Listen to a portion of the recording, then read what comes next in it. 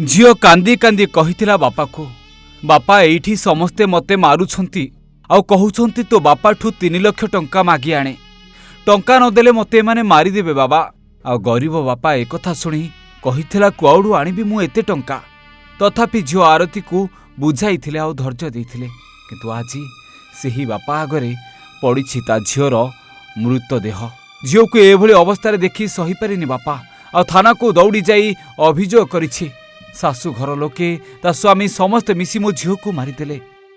हाँ सार कल जाइथिलु थाना रे एफआईआर देइथिलु सार आस्थिले काली तांग घर राति रे जाई पहुंची की घरे सब बुलिया बुली करिक आसिलु केई नाहांती कबाड़ चाबी पड़िछि तांग बड़ ससुर को देखा करिक कथा हेकि आइलु आ तांग पड़ोसी घर जण को पचारले सब ए रकम डाटा नै की गले से बतन कोठी किछ अछन किछ खोज खबर नै ना सर।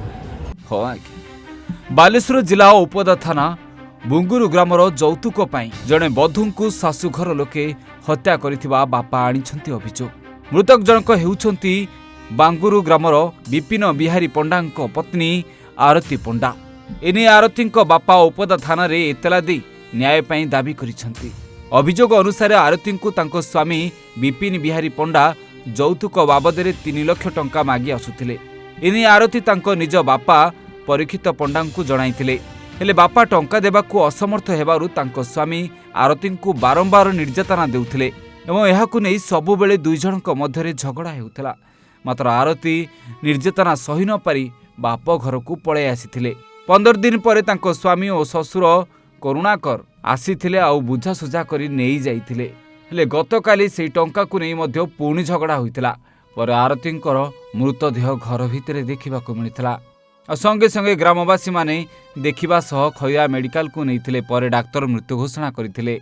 तापरे बापघर लोके पहुंचीथिले झियर मृतदेह को देखि बापा सही पारि नथिला। बापा परीक्षित पंडा ससुर घर परिवार लोकंक नारे औपदा थाना रे अभियोग करबा सह न्याय पाई दाबी करिसंती। औपदा पुलिस घटनास्थल रे पहुंची शव को जबत करबा सहित व्यवच्छेद पाई पठाइथिबा बेले केस रुजु करिछि।